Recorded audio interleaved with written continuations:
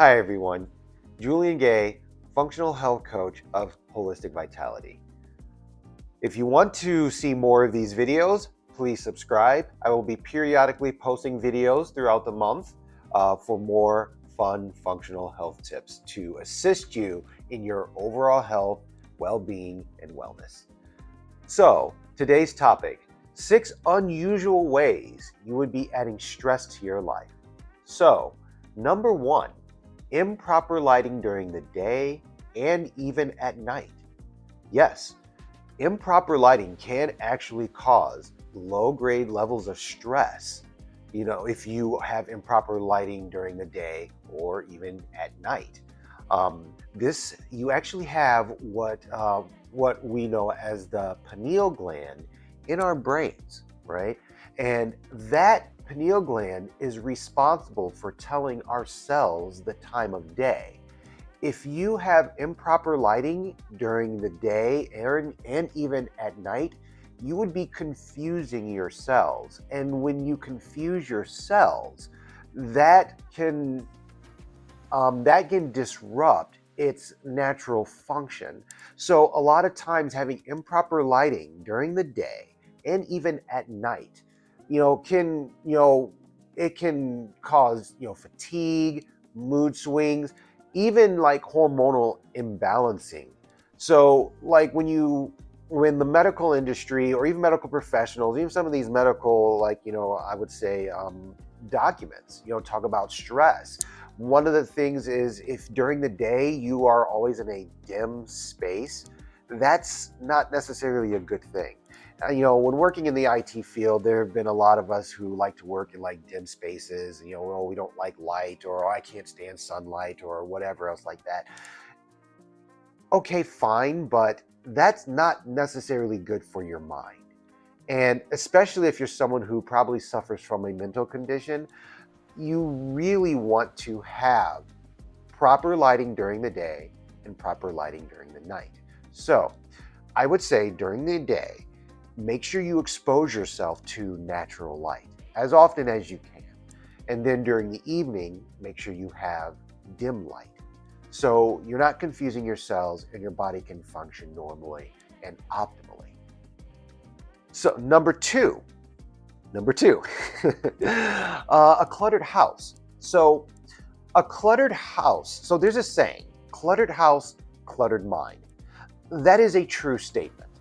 If you are living in a cluttered house, whether it's very unkept, whether you're like a hoarder and you're always keeping things around, or it's just not clean, it actually does affect the mind. So when you are living in a cluttered space, you actually are living in a constant state of stress. Your cortisol levels do actually increase when you live in a cluttered space, when your house isn't clean, if it sees a cluttered space. So there have been studies on this. When you have a cluttered space, your cortisol levels are higher. And we all know, with all the information going around about cortisol levels, if you're in a cluttered space, your cortisol levels are consistently elevated, we kind of have an idea of how this can affect us long term, instinctively, right? So make sure it's not just, chores, around the house that your mom or your dad would tell you, clean your room, this, that, and the other. That it's, yeah, I get, yeah, that may be annoying, but truth be told, there is a mental health aspect to why you want to have a clean house. Or a clean space. So keep that space clean, you keep your stress levels down. You don't keep it clean, your stress levels are elevated. So clean house, clean mind, cluttered house, cluttered mind. Keep that in mind. All right. So number 3, hygiene habits. If your hygiene habits are poor, your stress levels are going to be elevated. Okay. The human body likes to be clean. Okay. Now, I understand in modern society, we're not going to always be in a situation where that can happen. I get it. Life, we are built to be resilient. Okay. Like a rubber band that stretches and then snaps back. Okay. That's kind of how we function. But if the rubber band is always stretched, it loses its elasticity. So kind of think of that as your stress levels too, okay? So anything that can aid you in the ability to keep those stress levels down, to keep the rubber band from always being stretched, you're only gonna help. And one of those is having good hygiene habits, okay? So keep the body clean, keep it refreshed, you keep your stress levels down. But if you don't, and you're always going around and you're not really paying much attention to that, right? Your body is going to be in a constant elevated level of stress. And again, kind of some of this stuff is a feedback loop, right? So if you're always stressed, right, and your cortisol levels are always high, and kind of understanding all the information going around about cortisol levels, you can kind of understand how this over a long period of time can affect your health mentally and physically. So keep those stress levels down, keep yourself clean as often as you possibly can. The body loves it, and you know what? Your adrenal glands will love it too. All right. So number 4 is having an overloaded calendar, being a busybody, always being on the go. That is, now this one is probably a little more of a duh, but I don't think people understand that a lot of this stuff, again, feedback loop, right? Always elevated stress levels.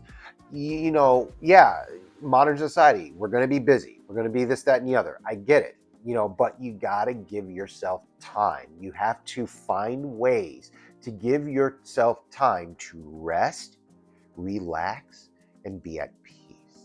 When you are in that state, okay, the rest and digest state, okay, that's when your body does the most repair. And it's just not repairing your physical self. It's also repairing your mental self, and it's also repairing your spiritual self. So you want to, if you're always on the go and you're always busy and you're never giving yourself time to rest, relax, and be at peace, okay, your stress levels will constantly be elevated. And again, feedback loop, right? You'll eventually, this is going to eventually affect your physical and mental health. So leave time for yourself, okay? I don't care what you have going on. If your kids are in a bunch of different activities and you're always running around, you might want to try to find some time to, or maybe even limit their activities, or maybe for yourself, just find some time to be relaxed and just rest. That's when you're going to heal. So don't keep an overloaded calendar. Find some time to rest and relax. All right, number 5, traveling. Now this might be another one that we kind of all, well, yeah, but again, when you travel, it messes up your circadian rhythm. It puts a lot of stress on the body. If you've ever traveled, especially if you travel by plane and you're going over multiple different, time zones, you get there, do you ever realize how tired you are or how your body is just tense? That's stress. So if you're always traveling and you're never giving yourself any time to relax, right? That's going to affect you mentally and physically over a long period of time. Remember, elevated stress levels. You don't want to always have your stress levels elevated, and you want to find time to keep those stress levels down. And the longer you keep those stress levels down, and the longer you don't partake in activities that are going to constantly keep elevating your stress levels to a point where you can never get them down, right?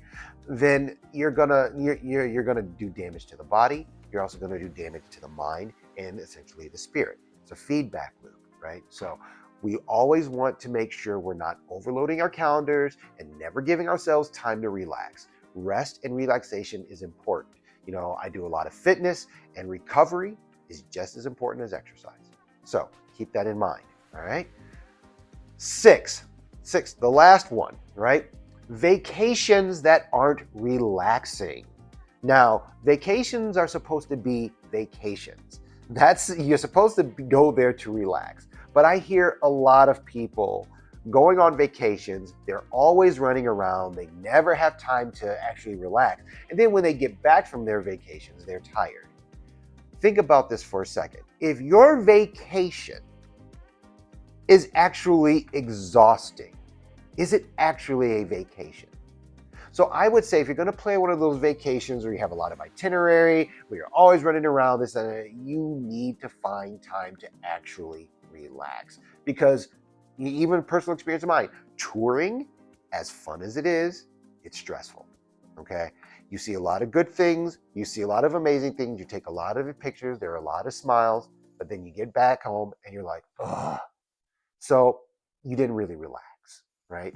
Yeah, you may have seen a few things and it's cool, but your body did not relax. So, vacation. Plan your vacations wisely and make sure your vacations are legit, true vacations. Okay, 6 unusual ways that you may not even be thinking that add stress to your life. So we'll just recap real quick. Improper lighting during the day and night. All right. Cluttered house. All right. Poor hygiene habits. Okay. Overloading that calendar. Don't be too busy. Never be too busy. All right. Traveling. And then vacations that are not true vacations. All right. That's it. For just like I said, and follow me for more. If you want more of these interesting and probably unorthodox, tips of how to keep yourself healthy. Most people don't talk about this stuff, man, but I do, because understanding yourself, understanding well-being, and how to truly be healthy naturally has to some degree, has to kind of go into, or go against the grain of what we kind of know. So keep that in mind, as you continue to follow and start to understand things. Being of someone of functional health, we look at things and how the body functions and how it truly reacts to things. Okay. So again, my name is Julian Gay, functional health coach of Holistic Vitality. Follow me here. Just click the subscribe button to follow me for more. Visit my website at holisticvitality.com. And you know what? If you want health coaching from me, you can go to my website and book me for a free consultation. Okay. Take care, guys. Have a good one. Bye. Oh, and keep those stress levels low and be healthy. Have a good one.